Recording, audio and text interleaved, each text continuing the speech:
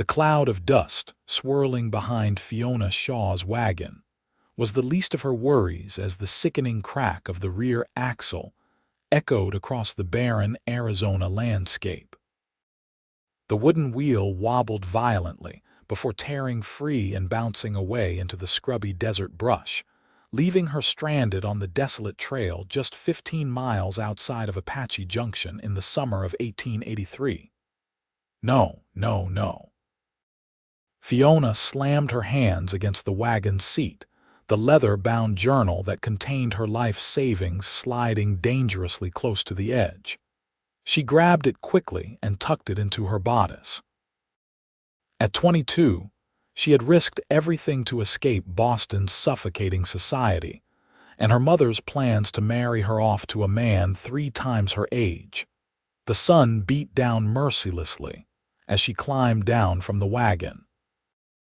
Her cream-colored traveling dress was already stained with dust and sweat, the hem torn from her journey.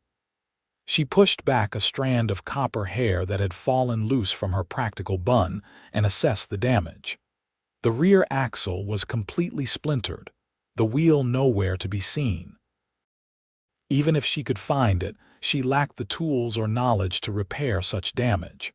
Her horse, a reliable bay mare she'd named Penny, nickered softly as if sensing her distress.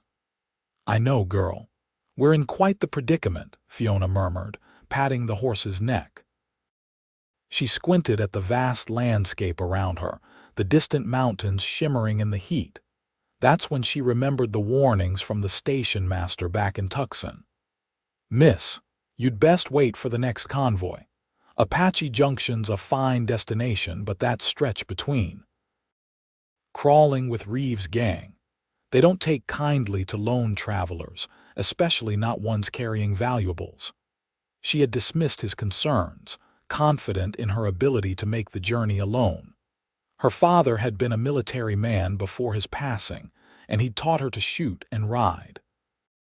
But now, stranded and alone, his lessons seemed woefully inadequate.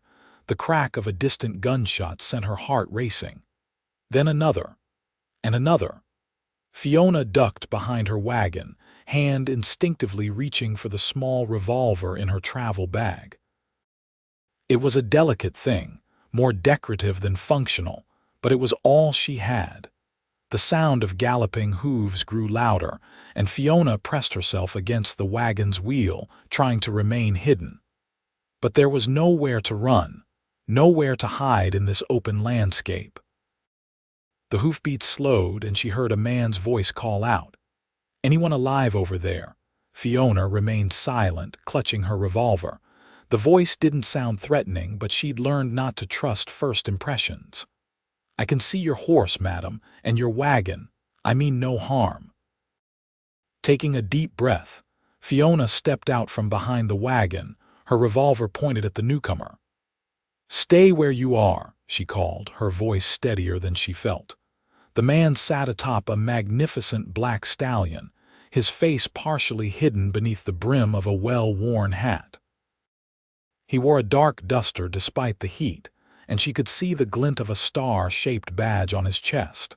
His eyes were startlingly blue against his sun-bronzed skin, and when he spoke, his voice was deep and resonant. "You might want to lower that pea-shooter, madam.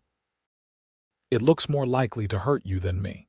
Fiona kept her aim steady. "I'll be the judge of that." The stranger's lips curved into a slight smile, and he slowly raised his hands to show he meant no harm. "Name's Yates Abbott. I'm the sheriff from Apache Junction. And you're currently stranded in what folks around here call Reeves territory." "Reeves?" Fiona repeated, though she already knew the name from the station master's warning. "Victor Reeves and his gang. They've been terrorizing this stretch for months. Stagecoach robberies mostly, but they don't discriminate against lone travelers." Yates scanned the horizon, his expression grim. "Those shots you heard, that'll be them, celebrating their latest haul. They're about 2 miles east, but they patrol these parts regularly." As if to confirm his words, more gunshots rang out, closer this time. Fiona flinched, her revolver wavering. "Madam, we don't have time for suspicion. If Reeves' boys find you here, it won't end well. I was tracking them when I spotted your wagon. Now I suggest you let me help you." Fiona hesitated, weighing her options. Stay alone with a broken wagon in Bandit territory or trust this stranger claiming to be a lawman. Neither seemed particularly appealing. "I don't even know you," she said, but her resolve was weakening. "No, you don't," Yates agreed, "but right now, I'm your best chance of making it to Apache Junction alive." Another volley of gunshots, unmistakably closer. Yates dismounted in one fluid motion, his movements betraying years of experience in the saddle. He approached slowly, hands still raised. "We need to move, now. They've changed direction." His eyes met hers, intense and unwavering. "Stay behind me. I'll get you to safety." Those words, "stay behind me," carried such certainty, such protection, that Fiona found herself nodding. She lowered her revolver, though she didn't put it away. "My belongings, leave what you can't carry. Reeves won't bother with a broken wagon when the sun sets. We can come back for it with proper help." Fiona quickly gathered her journal, a small satchel of clothing, and her father's pocket watch. Everything else, the furniture she'd brought from Boston, her books, her mother's china, would have to remain. Yates helped her secure her bags to Penny's saddle, then lifted her onto his own horse with surprising gentleness. He mounted behind her, one arm securely around her waist as he took the reins. "I'll lead your mare," he said, tying Penny's reins to his saddle horn. "We'll ride west, away from their usual routes.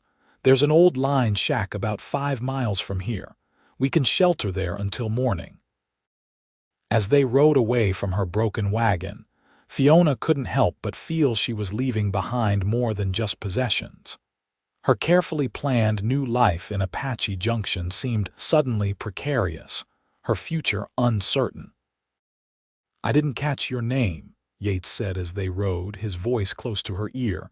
Fiona Shaw." "Well, Miss Shaw, welcome to Arizona territory. It's not always this exciting, I promise." Despite everything, Fiona found herself smiling. "Somehow, Sheriff Abbott, I doubt that very much." They rode hard for nearly an hour, Yates constantly scanning their surroundings, occasionally adjusting their course. The terrain grew more rugged, the flat desert giving way to rocky outcroppings and deeper ravines. The sun was beginning its descent, painting the landscape in hues of gold and crimson. "Not much farther," Yates assured her as they navigated a narrow pass between 2 steep hillsides. "The shack's just beyond that ridge." Fiona nodded, too exhausted to speak. The adrenaline that had fueled her earlier was waning, leaving her acutely aware of every ache in her body. The rhythmic movement of the horse beneath her was almost hypnotic, and she found herself leaning back against Yates' chest, grateful for his solid presence. "So what brings a Boston lady to Apache Junction?" Yates asked, his tone conversational but with an undercurrent of genuine curiosity. Fiona stiffened slightly. "How did you know I'm from Boston?" she felt rather than saw his smile. "Your accent, for one. And those shoes weren't made for desert walking." Fiona glanced down at her impractical leather boots, now coated in dust. "I'm impressed, Sheriff." "Part of the job," he replied, noticing details. She considered how much to tell him. Her reasons for coming west were deeply personal, but this man had likely saved her life. She owed him some explanation. "I'm to be the new school teacher in Apache Junction," she said, which was true, if not the whole truth. The town council wrote that they were desperate for someone with proper education credentials. "That they are," Yates confirmed. "The last teacher left 3 months ago, couldn't handle the uncivilized conditions," as she put it. "And what are the conditions like, truly?" Yates guided his horse around a large boulder before answering. "Apache Junction's growing. We've got about 600 souls now. 2 saloons, a hotel, general store, telegraph office. The school's small but sound. Good folks, mostly. Hard-working. Like anywhere, we have our share of trouble, but it's a place where a person can build something worthwhile. His description, simple as it was, eased some of Fiona's anxiety. She hadn't known what to expect when she'd answered the advertisement in the Boston Globe. The letter from the town council had been brief, stating only the salary, generous by Eastern standards, and a promise of furnished accommodations. "And what about you, Sheriff? Have you built something worthwhile in Apache Junction?" There was a slight pause before he answered. "I've been there 5 years, came with not much more than my horse and badge. Now I've got a small ranch outside town. It's not much, but it's mine." Something in his tone suggested there was more to the story, but Fiona didn't press. Everyone who came west did so for their own reasons, often leaving something behind. They crested the ridge, and below them sat a small wooden structure nestled against the hillside. It was weathered but intact, with a small corral off to one side. "Line shack for the Rocking D Ranch," Yates explained as they approached. "They don't use it much anymore since they lost the northern grazing rights, but they keep it stocked for emergencies." He dismounted first, then reached up to help Fiona down. Her legs nearly buckled as her feet touched the ground, her muscles protesting after hours in the saddle. Yates steadied her with a hand at her elbow, his touch gentle but firm. "Thank you," she murmured, suddenly aware of how close they were standing. In the fading light, his features were softer, the intensity of his blue eyes tempered by the shadows. "Let's get the horses settled," he said, stepping back. "Then we can see about some supper."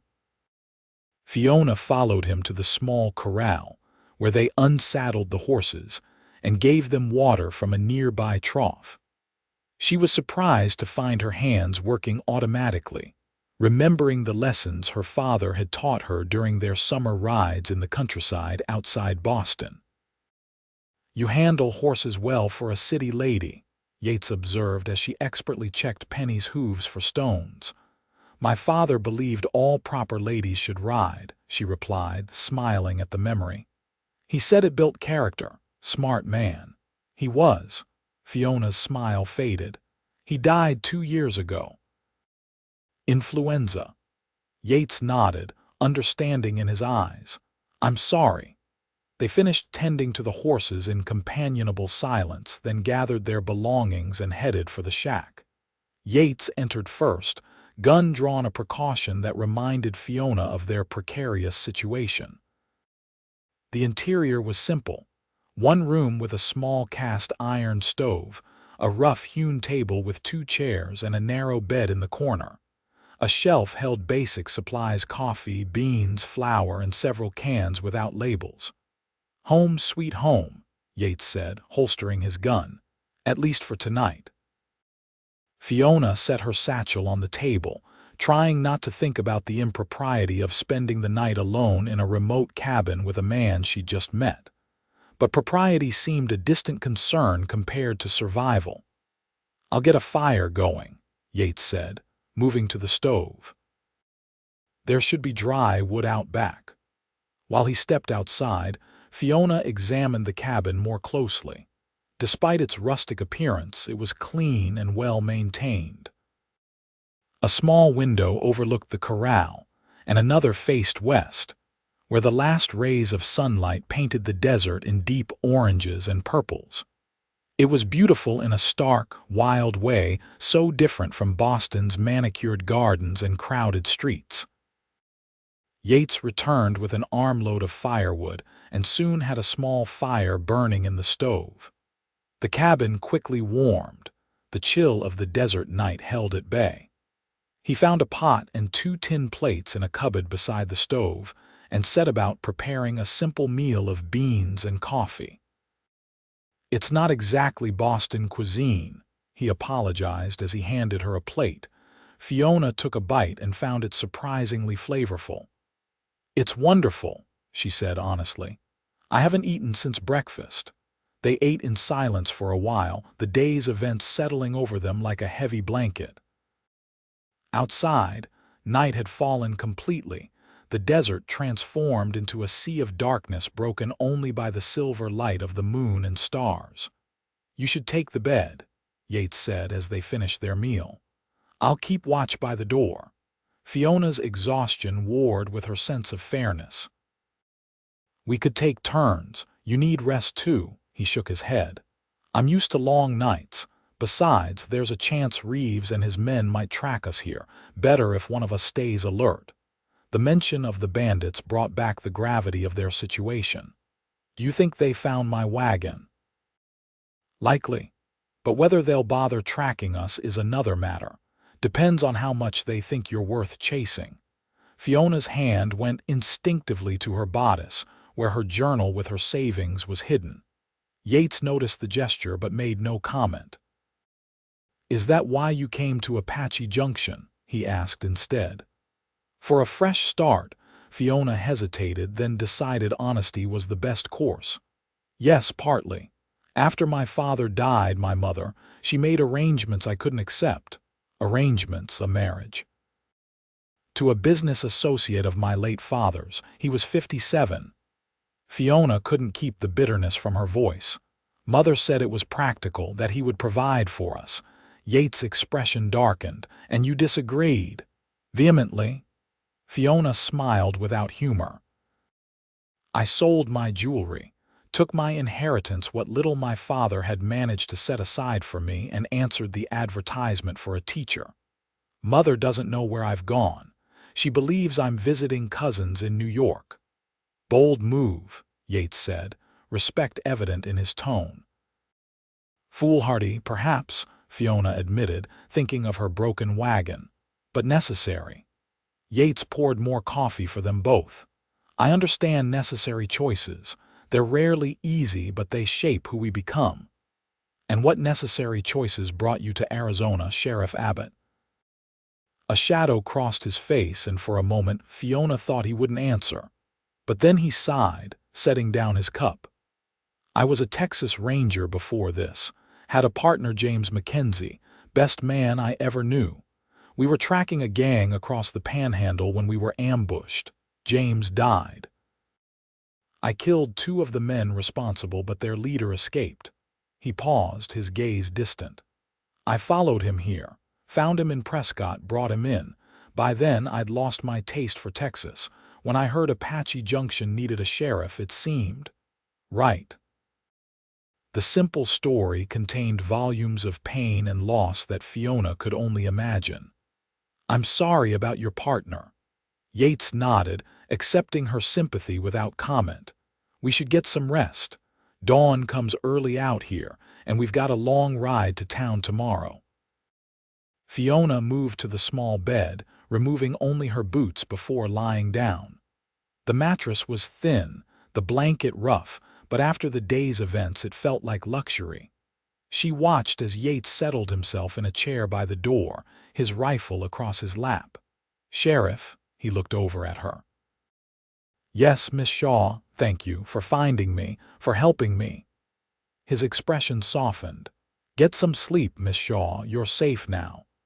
As Fiona drifted off, she realized it was the first time she'd truly felt safe since leaving Boston.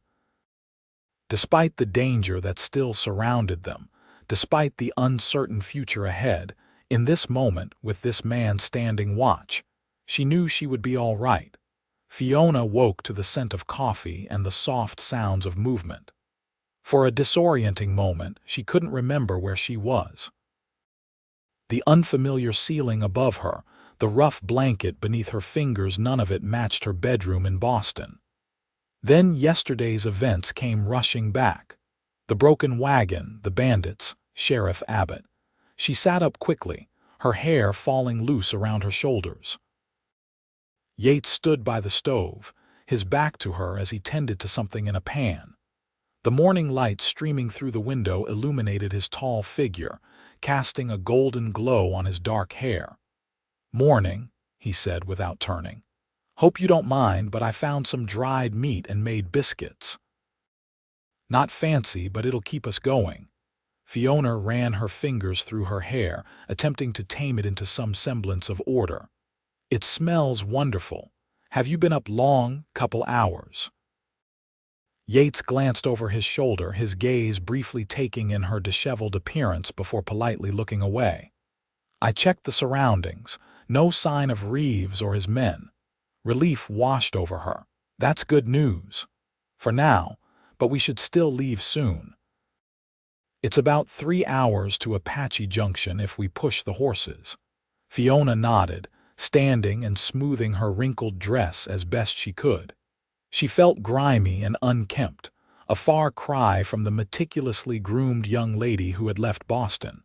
But such concerns seemed trivial now. Is there water? I'd like to freshen up a bit. Yates pointed to a bucket near the door. From the well out back. It's clean. Fiona thanked him and took a moment to wash her face and hands, then did what she could with her hair, braiding it into a practical plait that hung down her back. When she returned to the table, Yates had laid out their breakfast: biscuits, fried meat, and steaming cups of coffee. This looks far better than beans, she said, sitting across from him. Line shacks are usually well stocked. Ranchers understand the importance of a good meal when you're far from home. They ate quickly, the urgency of their situation never far from mind. Fiona found herself studying Yates when he wasn't looking.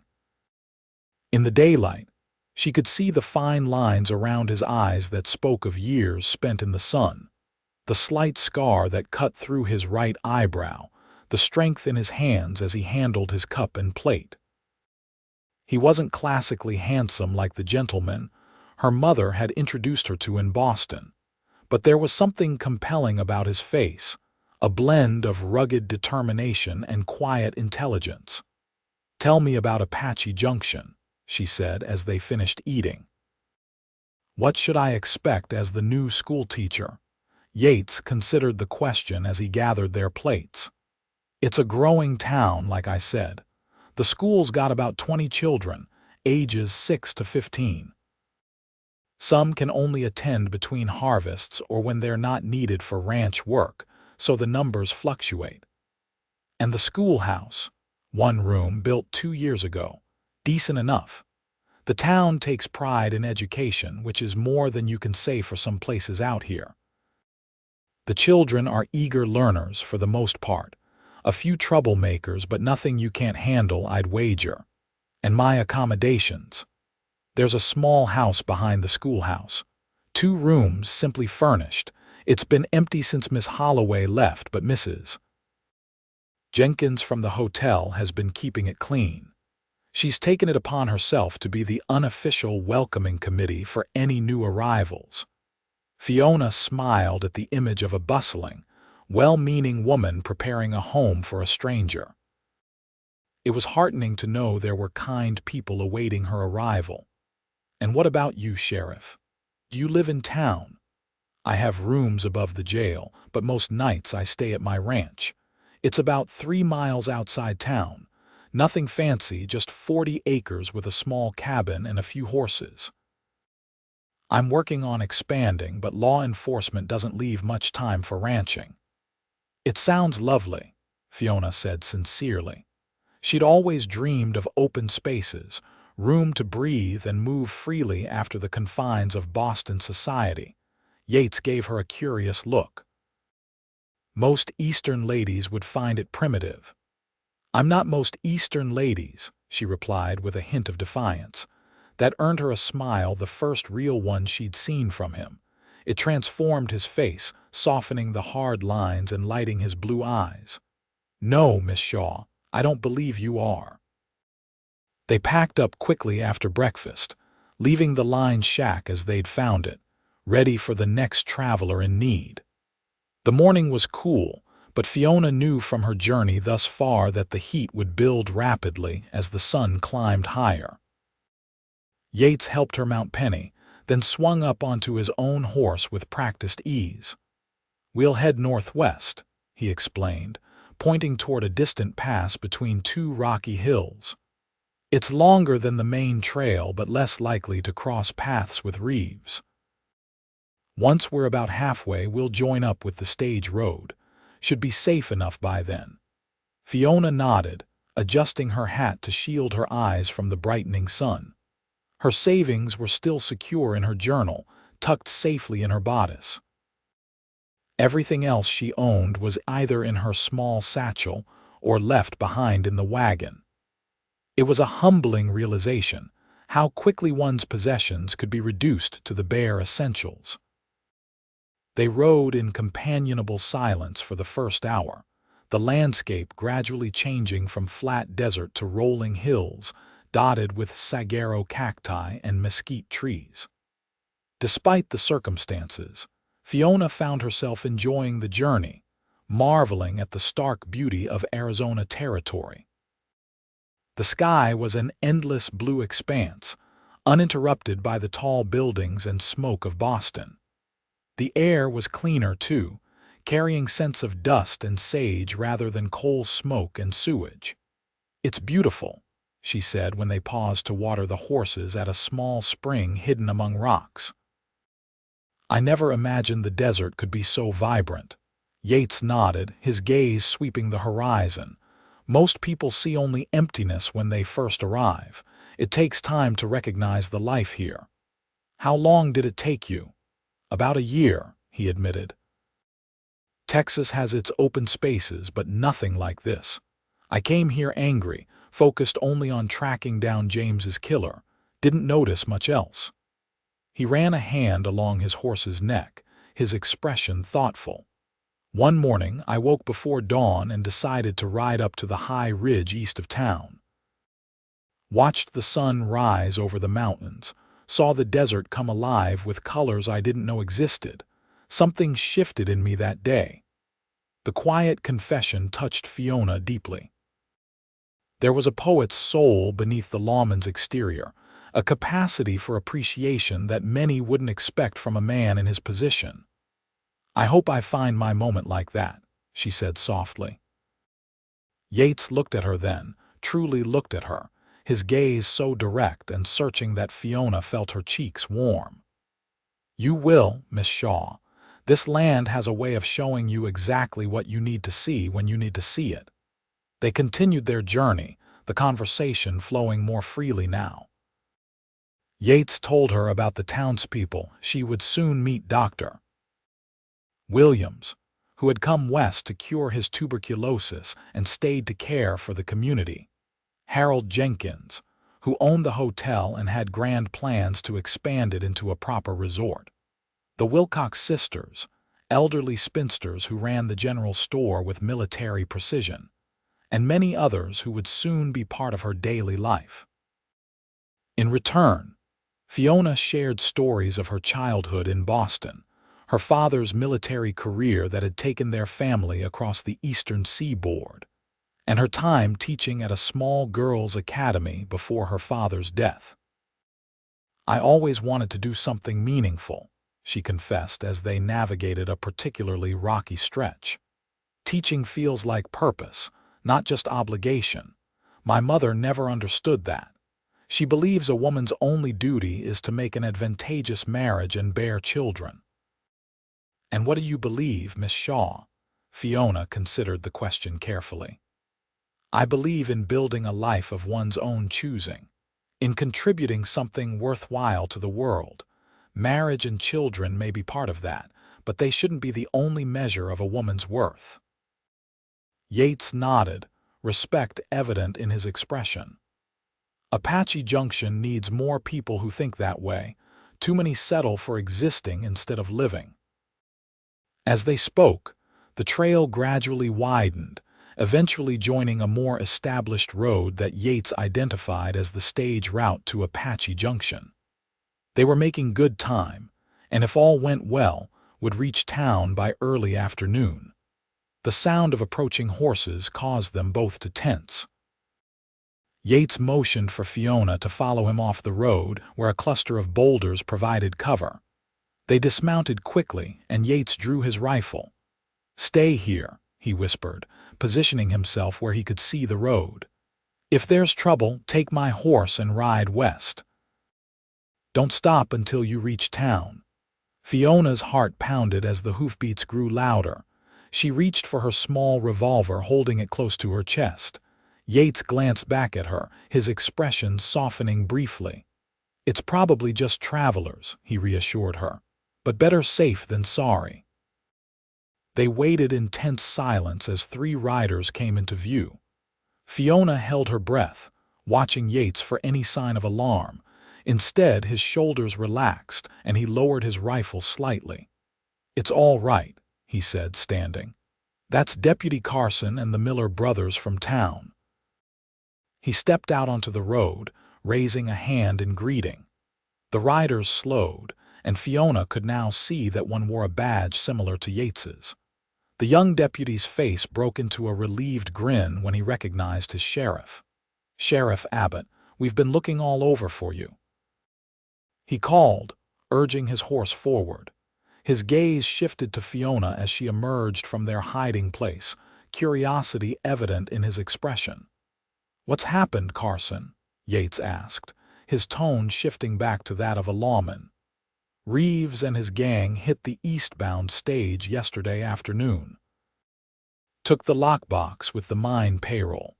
Then a lady passing through reported her wagon was abandoned on the South Trail.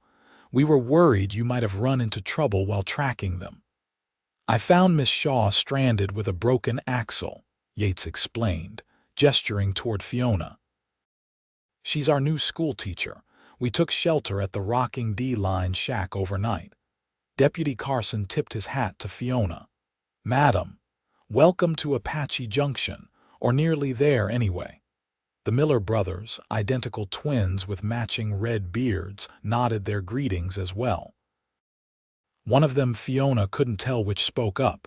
"We can go back for your wagon and belongings, miss. Get it fixed up proper for you." "That would be most appreciated," Fiona replied, touched by the immediate offer of help. Yates turned to Carson. "Any injuries from the stage robbery?" "Driver took a graze to the shoulder, but Doc Williams says he'll be fine. No passengers were hurt, just scared half to death." "And the direction Reeves headed after?" "South, toward the border. Marshall from Tucson's already been notified. They're sending men to cover the crossing points." Yates nodded, though his expression suggested he doubted the effectiveness of such measures. "We'll head back to town with you. Miss Shaw needs to get settled, and I need to write up reports on both the robbery and the wagon incident." They mounted up again, now a party of 5, and continued toward Apache Junction. Fiona rode beside Yates, with Deputy Carson and the Miller brothers trailing behind. The increased company eased some of the tension, but Fiona found herself missing the private conversations she and Yates had shared during their journey. "Is it always this exciting in Apache Junction?" she asked him quietly as they rode. He chuckled, a low, pleasant sound. "No, thankfully. Reeves has been more active lately, but most days are peaceful enough. You picked an eventful time to arrive, Miss Shaw." "Please call me Fiona," she said impulsively. "After everything we've been through, Miss Shaw seems overly formal." Yates glanced at her, something warm kindling in his eyes. "Fiona, then. And I'm Yates when I'm not on official business." The simple exchange of first names felt significant somehow, a small but meaningful shift in their relationship. Fiona smiled, oddly pleased by this new familiarity between them. As they crested a hill, Apache Junction came into view below them. It was larger than Fiona had expected, nestled in a valley with mountains rising dramatically in the distance. The main street was wide and dusty, lined with wooden buildings of varying sizes. She could make out the steeple of a small church, the larger structure of what must be the hotel, and numerous businesses with hitching posts lined up out front. "It's bigger than I imagined," she admitted. "Growing every day," Yates said with evident pride. The railroad's talking about extending a spur line here within the next 2 years. That'll change everything." They rode down into the town, and Fiona immediately felt the curious stares of the townspeople as they passed.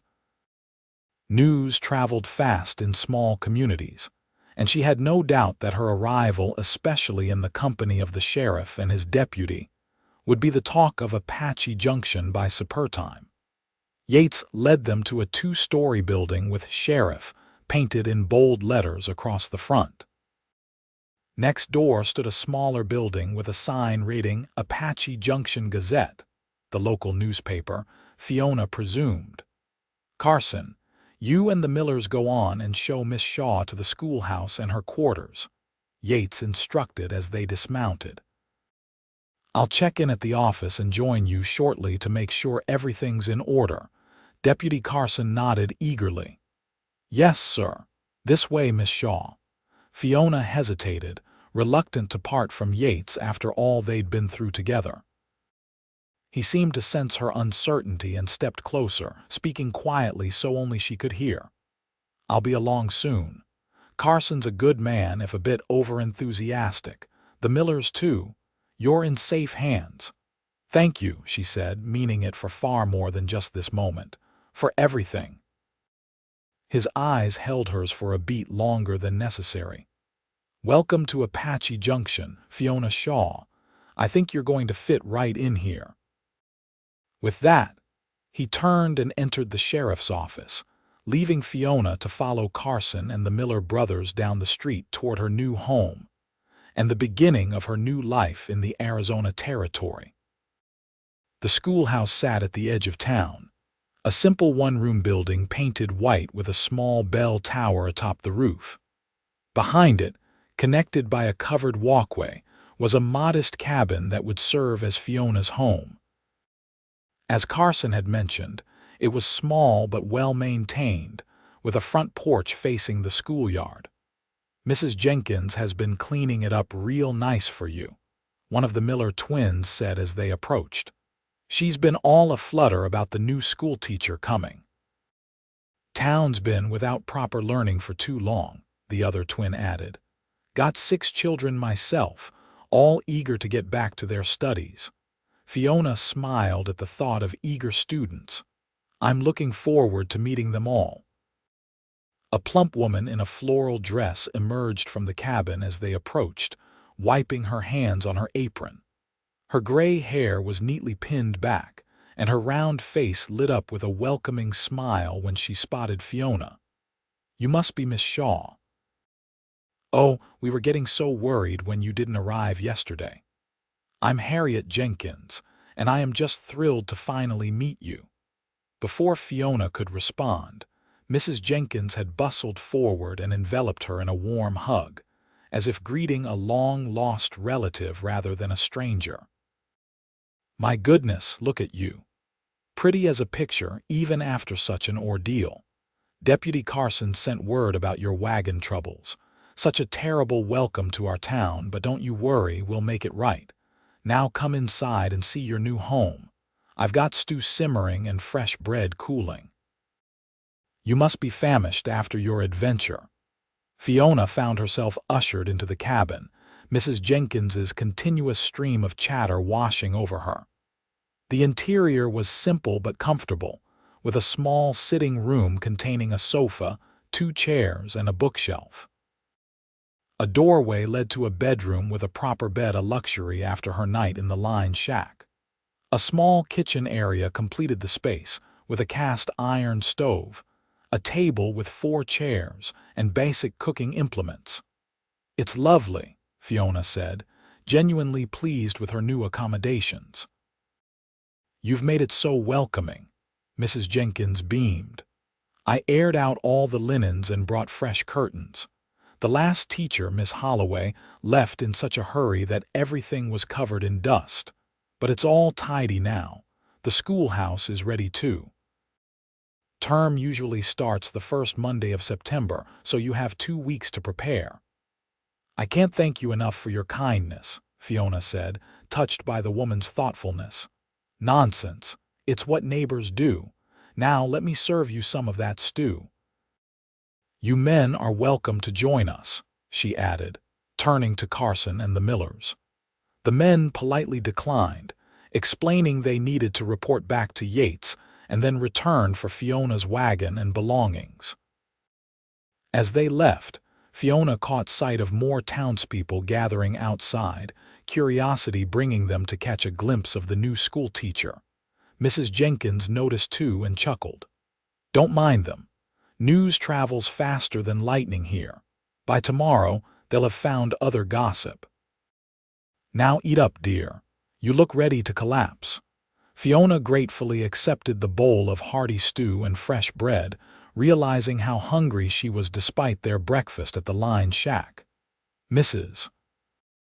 Jenkins sat across from her, eager to share all the town news and introduce Fiona to Apache Junction society through stories and anecdotes. The school board meets once a month, usually at the church after Sunday services. They're good men, but they'll defer to you on most educational matters. Mr. Richardson is the head of the board, owns the bank, and thinks highly of himself, but his heart's in the right place. Then there's Dr. Williams, very learned man, always donating books for the children. And Sheriff Abbott, of course. At the mention of Yates, Fiona's attention sharpened. The sheriff is on the school board.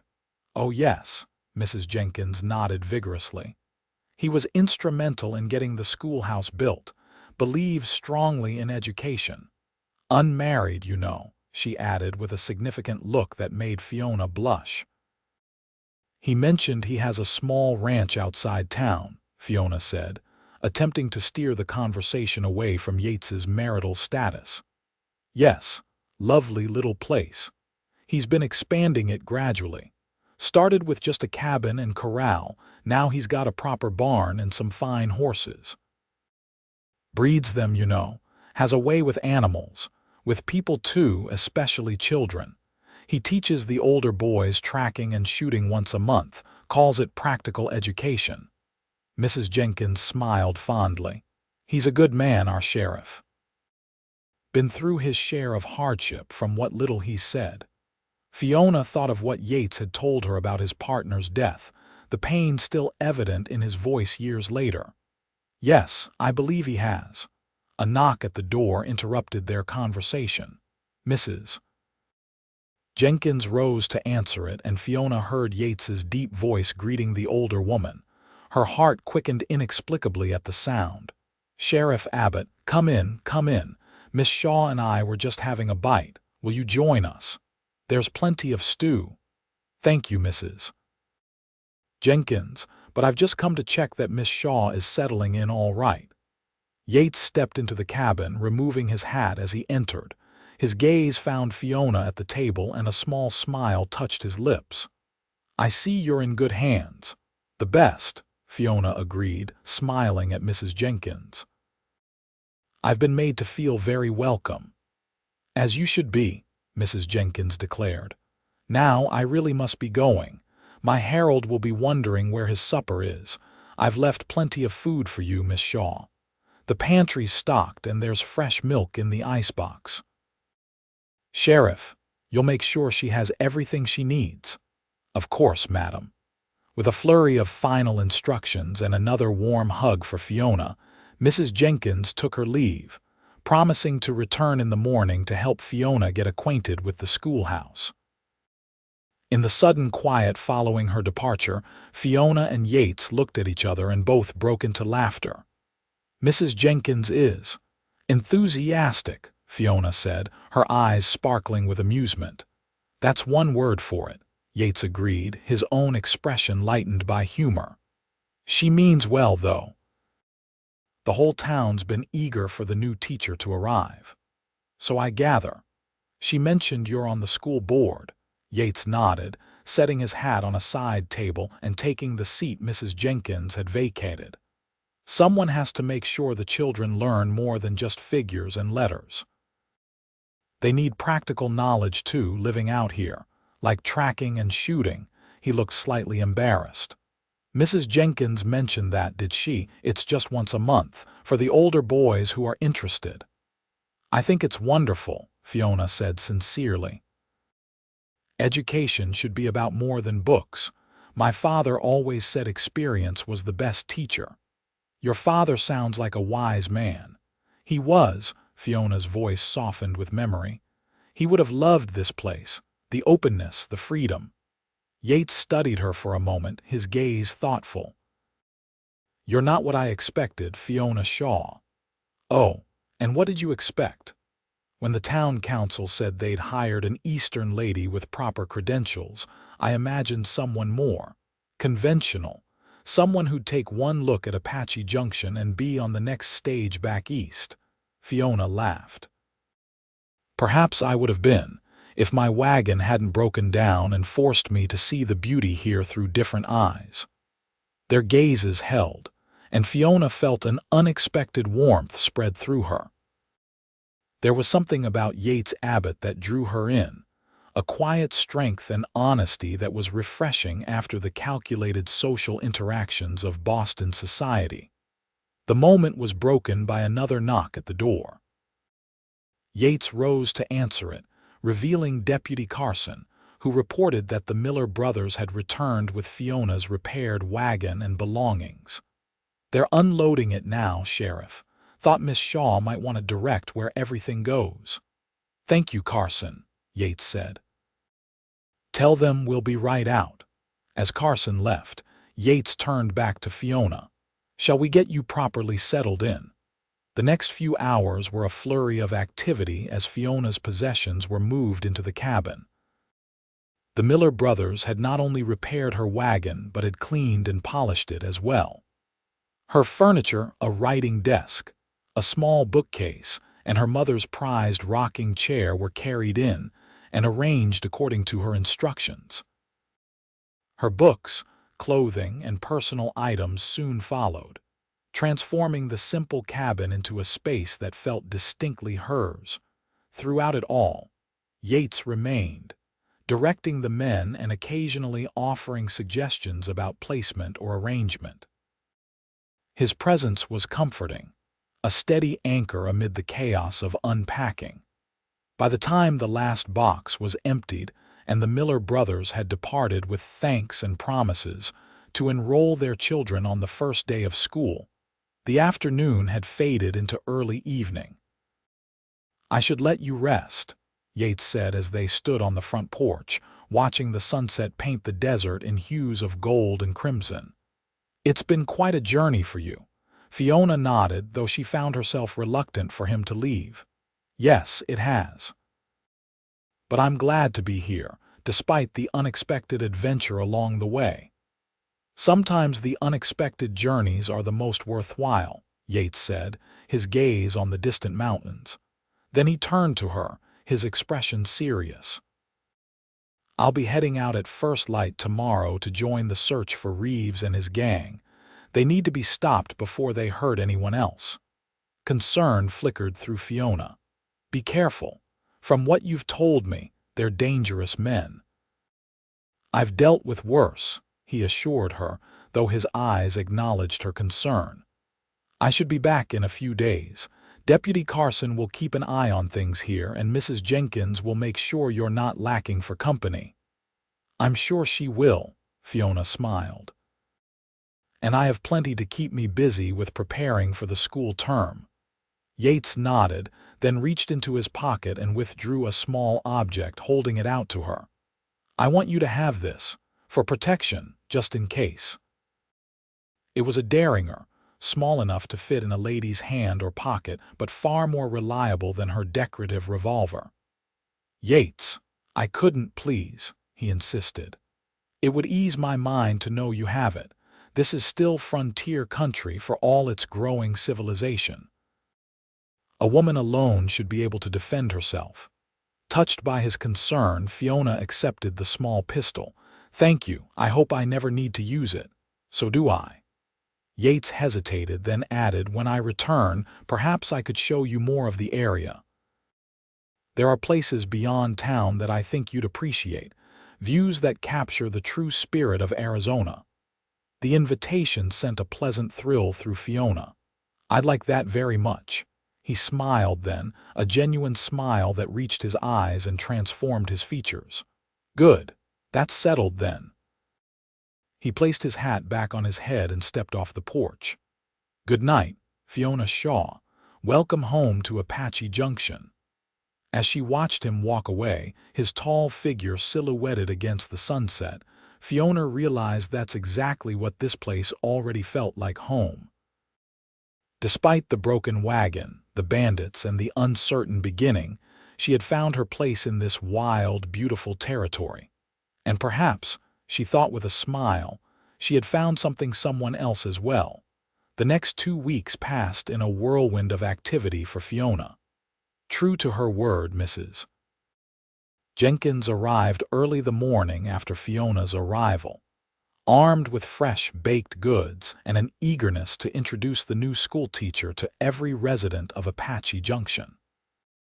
Each day brought a new procession of visitors' mothers with children in tow, curious about the Eastern lady who would be teaching their offspring, merchants offering their services, and various town dignitaries welcoming her to the community. The schoolhouse required significant preparation. While clean and structurally sound, it lacked organization and a proper curriculum.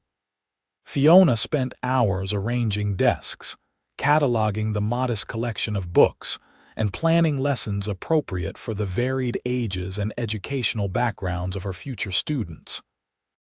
She established a schedule that would allow her to work with different age groups throughout the day, giving attention to each child's needs while keeping the entire class engaged throughout it all.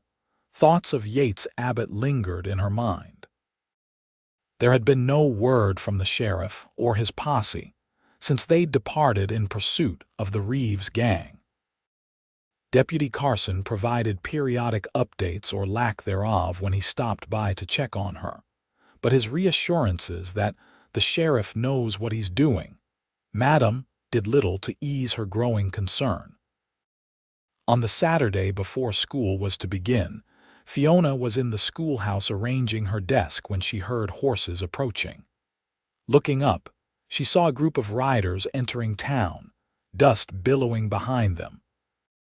Her heart leapt when she recognized Yates at the lead, though her joy quickly tempered when she noticed he was supporting a slumped figure on the horse beside him. Setting aside her papers, Fiona hurried outside just as the riders reached the main street. Townspeople emerged from shops and homes, drawn by the commotion. Yates spotted her standing in front of the schoolhouse and raised a hand in greeting, his expression weary but relieved. The group continued toward the doctor's office, and Fiona followed at a distance, not wanting to interfere but unable to quell her curiosity and concern. She watched as Yates and another man carefully lifted the injured rider, one of the posse members. She presumed, and carried him into the doctor's building. After some time, Yates emerged alone, looking exhausted but satisfied. He noticed Fiona waiting across the street and approached her, his stride steady despite the evident fatigue in his features. "You're back," she said simply, unable to hide her relief. "We got them," Yates replied, removing his hat and running a hand through his dust-streaked hair. "Reeves and his entire gang. They're in the Tucson jail awaiting trial. And your man, the one who was injured. Matthews took a bullet in the shoulder, but Doc Williams says he'll recover fully. Could have been much worse." His expression darkened momentarily, then cleared as he looked at her properly. "How are you settling in? Ready for school to start on Monday?" "As ready as I can be," Fiona smiled. "The children I've met seem eager to learn, though I suspect some of the older boys might present challenges." Yates chuckled. "Give Jack Wilson extra arithmetic if he acts up. Works every time." They stood in comfortable silence for a moment, both aware of the curious glances from passers-by. Apache Junction was still small enough that the sheriff's extended conversation with the new schoolteacher would fuel gossip for days. "I should let you get cleaned up," Fiona said finally. "You look like you've ridden hard." "4 days with minimal sleep," Yates confirmed. "But it was worth it to get Reeves behind bars. No more broken-down wagons in Bandit territory, at least for a while." The reference to their first meeting brought smiles to both their faces, a shared memory that already felt significant. "I'm glad you're back safely," Fiona said softly. Something warmed in Yates's blue eyes. "I made a promise, didn't I, to show you those views that capture the spirit of Arizona." He glanced at the sky, gauging the time. "I know you're busy with preparations, but if you're free tomorrow afternoon—" "I'd like that," Fiona replied, perhaps too quickly. "I mean, yes, I believe I could spare the time." "Good. I'll come by around noon if that suits you. Bring a hat, the sun can be unforgiving, even in September." With that, he replaced his hat, touched the brim in a polite gesture, and headed toward the sheriff's office, leaving Fiona with a flutter of anticipation in her chest, and a smile she couldn't quite suppress. The following day dawned clear and bright, the September heat tempered by a gentle breeze that carried the scent of sage and desert wildflowers. Fiona dressed carefully in one of her more practical ensemble, a sky-blue skirt and white shirtwaist, with sturdy boots suitable for riding. She braided her copper hair and pinned it up, then topped it with the wide-brimmed straw hat she'd purchased in Tucson. Mrs. Jenkins had, of course, heard about the planned excursion and arrived mid-morning with a basket of food for your outing with the sheriff. Her knowing smile made Fiona blush, but she accepted the gesture with grace. "It's just a ride to see the landscape, Mrs. Jenkins," Fiona explained, though she wasn't sure who she was trying to convince more, Mrs. Jenkins or herself. "Of course it is, dear," the older woman replied, her eyes twinkling. "And mighty kind of Sheriff Abbott to take time from his busy schedule to show you around. Very considerate of him." When Yates arrived precisely at noon, Fiona was waiting on her porch, the food basket at her feet. He'd exchanged his dusty trail clothes for clean ones. Though he still wore his badge and gun belt, a sheriff was never truly off duty, she supposed. "You look rested," she observed as he dismounted. "Amazing what a real bed and a bath can do," he replied with a smile. "Ready for your tour of the territory?" Fiona nodded, picking up the basket. "Mrs. Jenkins insisted we take provisions." Yates chuckled. Of course she did. That woman would feed an army if given half a chance. He helped her mount a gentle mare he'd brought for her, then secured the basket to his saddle. They rode out of town side by side, following a trail that wound westward into the hills. Fiona felt the curious gazes of townspeople following them, but found she didn't mind. Let them talk. She was discovering that the conventions and strict propriety of Boston society held less sway here in the West. Once beyond the town limits, Yates led them off the main trail onto a narrower path that climbed steadily upward. The landscape opened around them, revealing vistas of rugged beauty that took Fiona's breath away. Colorful wildflowers dotted the hillsides, defying the arid climate with bursts of purple, yellow, and red among the cacti and scrub. "It's beautiful," Fiona said, taking in the panoramic view. "So different from the forests and fields of Massachusetts." "Different, but no less alive," Yates agreed. "Most newcomers see only emptiness and harshness at first. Takes time to recognize the patterns, the cycles, the resilience of life here." They rode for nearly an hour, Yates pointing out landmarks and sharing stories about the region's history, both the recent settlement by white Americans and the much longer presence of the Apache and other indigenous peoples who had called this land home for generations. Fiona listened, captivated by both the information and the evident respect with which he spoke of all who had shaped this territory. Eventually, they reached a high plateau overlooking a vast valley. A single cottonwood tree provided shade near the edge, its presence unexpected and somehow magical in the otherwise sparse landscape. "This is what I wanted to show you," Yates said as they dismounted. "My favorite spot in all of Arizona Territory." Fiona moved toward the edge, mesmerized by the view. The valley stretched for miles, its floor a patchwork of desert hues broken by the silver thread of a distant river. Mountains rose on the horizon, their peaks catching the afternoon sunlight and glowing gold against the azure sky. "It's magnificent," she breathed, understanding now what he'd meant about views that captured the spirit of Arizona. This place embodied both the harshness and the beauty, the solitude and the vastness that defined the territory. "I found it by accident," Yates said, coming to stand beside her. "Got lost tracking a mountain lion that had been killing calves at the Peterson Ranch. Ended up here just as the sun was setting. Spent the night under this tree, watching the stars. Never seen so many in my life." Fiona glanced at him, struck by the openness in his expression as he gazed at the view. This was a different Yates Abbott than the stern sheriff who had found her with her broken wagon, more relaxed, more willing to share his thoughts and feelings. "Thank you for bringing me here," she said softly. He turned to her, the intensity in his blue eyes making her heart skip. "I wanted you to see it, to understand why I stayed after I'd completed what I came here to do." The simple admission revealed more about him than perhaps he realized. He had come to Arizona driven by grief and a desire for justice, but had found something more: a home, a purpose beyond revenge, a connection to the land that had healed something broken inside him. "I understand," Fiona replied, and she did. Even in her short time in Apache Junction, she had felt the pull of this place, so different from the rigid confines of Boston society. Here, she could be herself, could build something meaningful on her own terms. Yates smiled, seemingly pleased by her response. "Shall we have some of Mrs. Jenkins's provisions?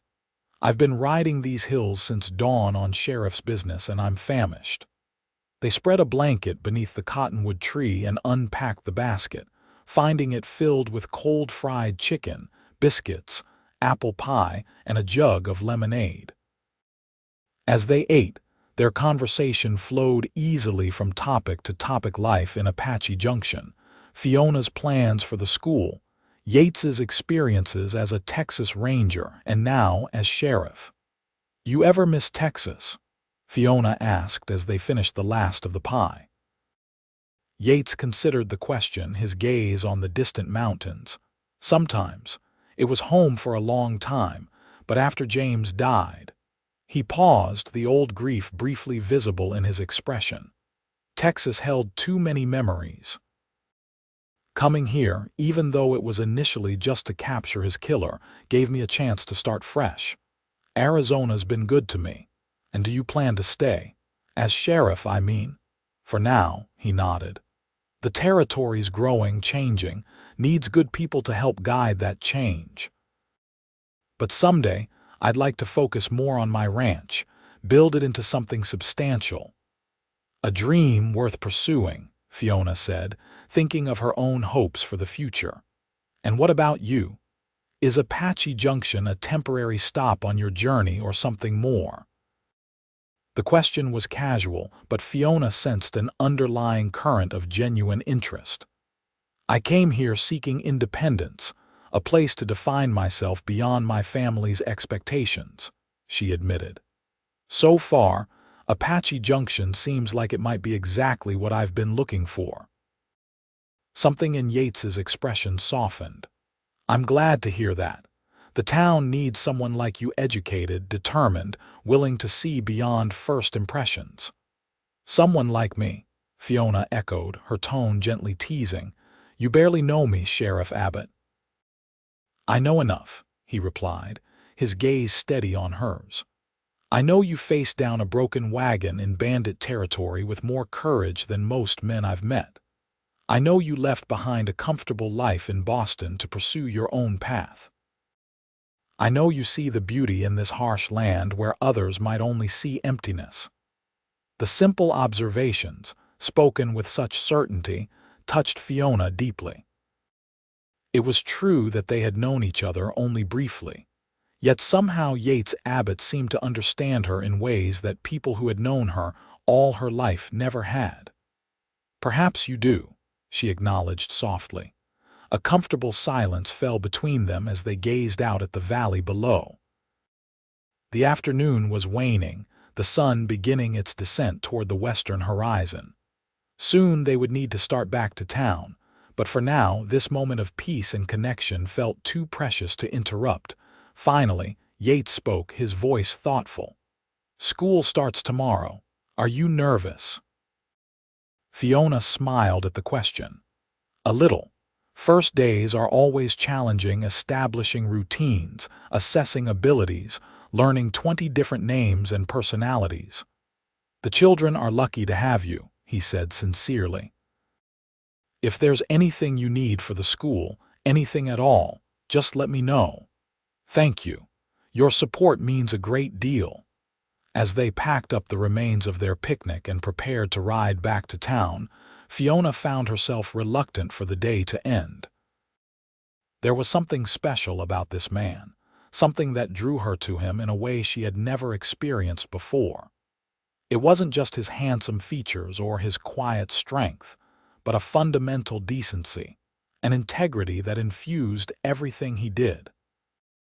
The ride back to Apache Junction was quieter, both of them lost in their own thoughts as the landscape shifted from golden to rosy in the late afternoon light. When they reached Fiona's cabin, Yates dismounted first, then helped her down from her horse, his hands strong and steady at her waist. For a moment after her feet touched the ground, he didn't step back, and they stood close enough that Fiona could see the flecks of darker blue in his eyes. "Thank you for today," she said, her voice softer than she'd intended, "for showing me your favorite place." "My pleasure," he replied, equally soft.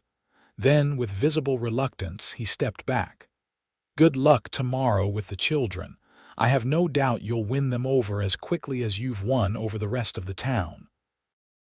As Fiona watched him ride away, the empty basket now tied to his saddle, she realized that in just 2 weeks, her life had transformed completely.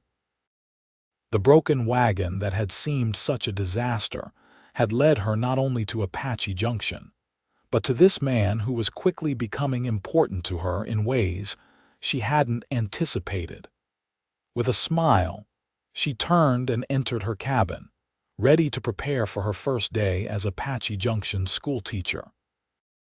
The first day of school dawned bright and clear, with a hint of autumn crispness in the morning air. Fiona arrived at the schoolhouse early, arranging books and slates at each desk, writing a welcome message on the large blackboard, and ensuring everything was perfect for her new students. At precisely 8 o'clock, she rang the school bell, its clear tones carrying across the town. Within minutes, children began arriving, some eager and running, others dragging their feet with the reluctance typical of schoolchildren everywhere.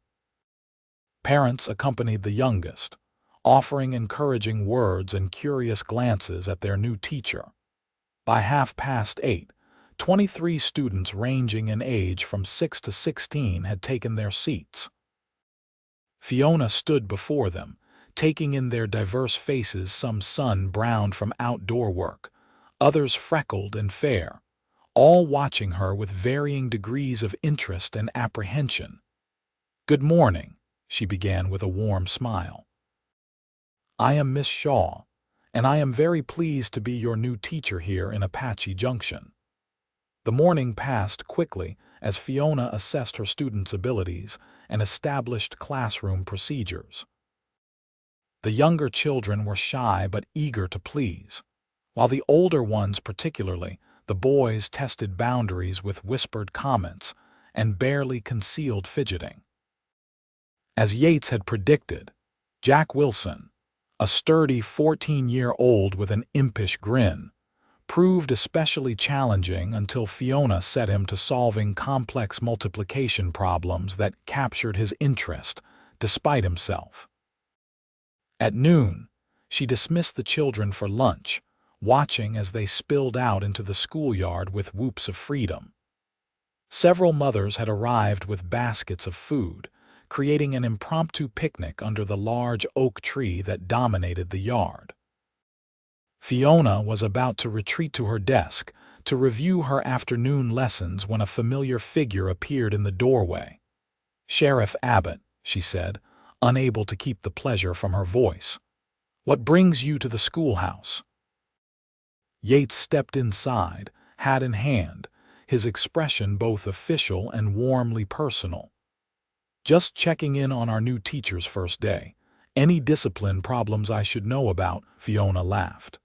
"Nothing I can't handle. Your suggestion about extra arithmetic for Jack Wilson worked perfectly." "Glad to hear it." He glanced around the classroom, noting the orderly arrangement and the colorful maps Fiona had hung on the walls. "You've transformed the place already." "It needed a woman's touch," Fiona replied, then blushed at how the words sounded. I know what you mean," Yates assured her, his eyes twinkling with amusement. "And you're right. The school board tried our best, but none of us have your eye for creating a proper learning environment." They stood in comfortable silence for a moment before Yates spoke again. "Actually, I came to invite you to supper on Saturday. At my ranch. If you're willing, that is." The invitation, so direct and unexpected, took Fiona by surprise. In Boston, such an invitation from an unmarried man to an unmarried woman would have been scandalously improper without a chaperone. But this wasn't Boston, and the conventional rules seemed less rigid here. "I'd be delighted," she heard herself saying, a warm flutter in her chest. Yates's smile broadened. "Good. I'll come for you around 4. It's not far, but I'd like to show you the place while there's still daylight." With that, he tipped his hat and departed, leaving Fiona with a sense of anticipation that carried her through the rest of the school day and the week that followed. Her first week as Apache Junction schoolteacher proved both challenging and rewarding. The children, while occasionally unruly, were generally eager to learn, and Fiona found herself enjoying their diverse personalities and abilities. The parents, too, were supportive, stopping by to introduce themselves and offer assistance with everything from repairing desks to donating books. By Saturday, Fiona had established herself as a respected figure in the community. Her Eastern education and refined manners impressed the town's elite, while her practical approach to teaching and willingness to adapt to Western ways endeared her to families from all walks of life. When Yates arrived at her cabin that afternoon, Fiona was ready, dressed in a forest green riding skirt and cream-colored blouse that complemented her copper hair, which she had arranged in a neat chignon. She had debated what to wear for hours, wanting to look her best without appearing to have made too much effort. "You look lovely," Yates said simply, as he helped her mount the mare he'd brought for her. He himself was dressed in clean trousers and a white shirt, his badge absent for once, though his gun belt remained. Even on his own property, a lawman couldn't afford to be completely unarmed in frontier territory. The ride to his ranch took them north of town, following a well-maintained trail that wound through gentle hills covered in mesquite and sage. As they crested the final rise, Yates's ranch came into view, a neat cabin with a covered porch, a substantial barn, corrals containing several horses, and a bunkhouse for the handful of men he employed. Beyond the immediate buildings, the land stretched away toward distant mountains, marked by fence lines that enclosed what looked to be excellent grazing land. "It's beautiful," Fiona said honestly as they approached. "You've built something wonderful here." "It's a work in progress," Yates replied, though pleasure at her approval was evident in his voice. "Started with just 10 acres and a broken-down shack 5 years ago. Now it's 200 acres and growing. The horses are my pride breeding stock from Kentucky and Texas. I've got plans to expand further west toward that creek line next spring." His enthusiasm was infectious, and Fiona found herself drawn into his vision for the ranch's future as he showed her around. The main house was simple but well constructed, with a comfortable living area dominated by a stone fireplace, a small but functional kitchen, and 2 bedrooms. The furnishings were practical rather than decorative, but everything was clean and well maintained. "It needs a woman's touch," Yates admitted as they returned to the main room after the tour. "I'm not much for decorating." The comment, so similar to what Fiona had said about the schoolhouse, hung in the air between them, laden with unspoken possibilities. Rather than address it directly, Fiona moved to examine a photograph on the mantelpiece, a younger Yates in a Texas Ranger uniform, standing beside a man of similar age with a friendly, open face. "James," Yates said quietly, coming to stand beside her. "That was taken about a month before he was killed." "He looks kind," Fiona observed, noting the warmth in the man's eyes even in the formal photograph. "He was best friend I ever had. Would have given you the shirt off his back if you needed it. Fearless too. Too fearless, maybe." Yates's voice held old pain but also acceptance. "He would have liked you." "Would he?" Fiona asked, turning to look at him. "Yes, he always said I was too serious, needed someone to make me see the lighter side of life." A small smile touched Yates's lips. "He'd approve of how Apache Junction has changed me, of how you've changed me." The simple statement, spoken so matter-of-factly, caught Fiona off guard. "I've changed you. We've barely known each other 2 weeks." "Sometimes a moment is all it takes to alter a man's perspective," Yates replied, his blue eyes steady on hers. "Seeing you standing beside that broken wagon, revolver in hand, determination in your eyes despite the danger, it reminded me that strength comes in many forms." Before Fiona could respond to this unexpected revelation, a knock at the door announced the arrival of Maria, an older Mexican woman from town who had been engaged to help with the evening's meal. The moment of intimacy passed, but its impact lingered as they moved on to more practical matters. Supper was served on the porch, where they could enjoy the spectacular sunset painting the western sky in shades of orange, pink, and purple. The meal was simple but delicious: roast beef, potatoes, fresh vegetables from Yates's garden, and an apple pie that Maria had baked that morning. As twilight deepened into night and the first stars appeared, their conversation turned to personal histories. Yates spoke of his childhood in East Texas, his father's cattle ranch, his decision to join the Rangers after a group of rustlers killed his oldest brother. Fiona shared stories of her father's military career, her mother's social ambitions, her own determination to forge a path as an educator rather than merely a society wife. "My mother was furious when I accepted the teaching position in Boston," Fiona admitted as they lingered over coffee. "She had plans for me to marry Henry Blackwell, a shipping magnate my father had known. 57 years old, twice widowed, with adult children my age. She said it was a practical match: his money and social position in exchange for my youth and the potential for more heirs." "And you disagreed," Yates observed, his expression suggesting what he thought of such an arrangement. "Vehemently. I want more from life than to be someone's ornamental wife, valued only for my appearance and breeding potential." Fiona's voice held the passion that had driven her decision to leave Boston. "I want purpose, meaningful work, and if I marry, it will be to someone I respect and who respects me in return, someone who sees me as a partner, not a possession." "A worthy standard," Yates said softly. "And rare, in my experience. Most marriages I've witnessed are more about convenience than companionship." "And you?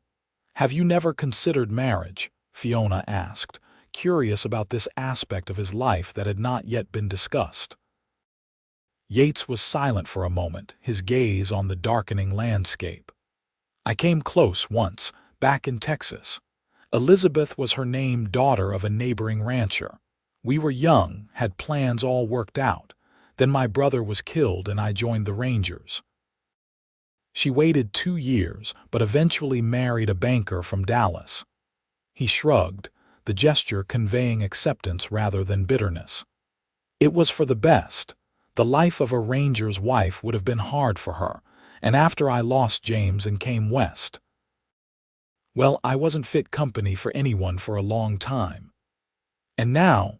Fiona asked, her heart beating faster at her own boldness. Yates looked at her then, really looked at her, his expression open and honest. "Now I find myself thinking that the right partnership with the right woman might be worth pursuing." The air between them seemed charged with possibility. Fiona was acutely aware of his nearness, of the intensity in his blue eyes, of her own quickened pulse. For a moment she thought he might lean forward, might bridge the small distance between them. Instead, he stood and moved to the porch railing, his back to her as he gazed out at the night. "It's getting late," he said, his voice rougher than before.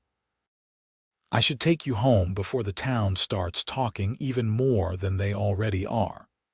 The ride back to Apache Junction was quiet, both lost in thoughts of what had been said and what had remained unspoken during their evening together.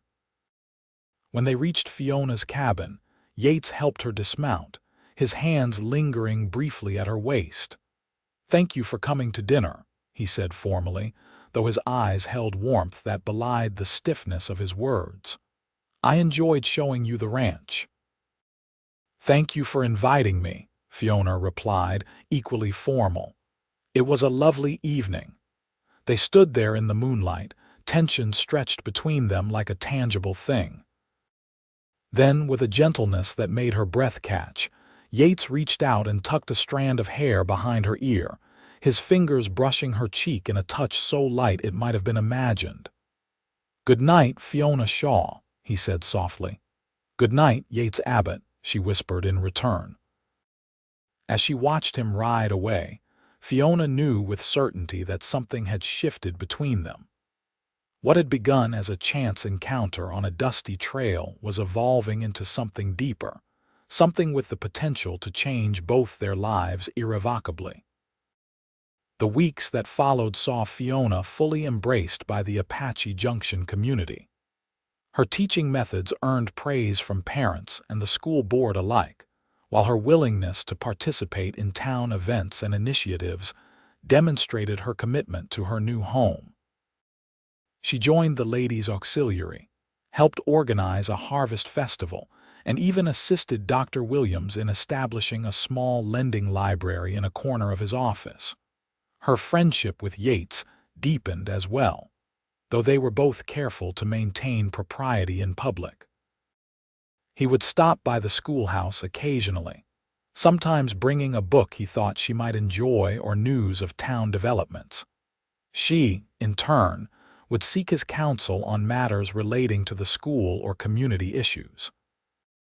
To the casual observer, their interactions appeared purely professional, but those who knew them well, Mrs. Jenkins, for instance, noted the way their eyes sought each other across crowded rooms, the subtle smiles they exchanged in passing. As autumn progressed and the desert temperatures moderated, Yates invited Fiona to accompany him on weekend rides exploring the surrounding countryside. These excursions became the highlights of her week, opportunities to see the stunning landscape and, More importantly, to spend time with Yates away from the watchful eyes of the town. During one such ride in late October, they stopped at a small spring nestled among rocks, dismounting to rest and water the horses. The day was perfect, with clear blue skies and just enough breeze to keep the heat at bay. Fiona settled on a sun-warmed boulder, watching as Yates checked his stallion's hooves with practiced efficiency. "I had a letter from my mother yesterday," she said, breaking their comfortable silence. "She's discovered my whereabouts and is, predictably, horrified." Yates straightened, his expression concerned. "What did she say?" "That I've ruined my prospects, disgraced the family name, and will surely perish in the savage wilderness before winter's end." Fiona's tone was light, but there was genuine hurt beneath her attempt at humor. "She demands I return to Boston immediately." "And will you?" Yates asked quietly, his face carefully neutral. "Of course not," Fiona replied without hesitation. "My life is here now. My work, my friends." She paused, meeting his gaze. "Everything that matters to me is in Apache Junction." Relief softened his features. "I'm glad to hear it. The town would be poorer without you." "Just the town?" Fiona asked, emboldened by the emotions of the past weeks. Yates moved closer until he stood directly before her, his blue eyes serious. "No, not just the town. I would be poorer without you, Fiona Shaw, far poorer than I care to contemplate." The simple admission, spoken with such honesty, made Fiona's heart race. "Yates, I know it hasn't been long," he continued, his voice low and urgent. "Barely 2 months since I found you with your broken wagon. But in that time you've become essential to me. When I ride out on sheriff's business, it's the thought of returning to see you that drives me home safely. When I make plans for my ranch, I find myself wondering what you would think, what you would change or add." He took her hands in his touch gentle but firm. "I'm not a man given to flowery speeches or grand declarations, but I need you to know that what I feel for you is real and lasting, and if you feel even a fraction of the same—" "I do," Fiona whispered, her voice catching on the simple truth. "I do feel the same, Yates. From that first day when you rode up and told me to stay behind you, something changed. You changed everything." The confession hung in the air between them, honest and irrevocable. Then, with deliberate slowness, Yates leaned forward and kissed her. It was a gentle kiss, respectful yet filled with unmistakable passion. Fiona's hands moved to his shoulders, then to the nape of his neck, drawing him closer as she responded with a fervor that surprised even herself. When they finally parted, both slightly breathless, Yates rested his forehead against hers, his eyes closed as if savoring the moment. "I've wanted to do that since I first saw you standing beside your broken wagon, looking like you might shoot me if I made a wrong move," he admitted with a soft laugh.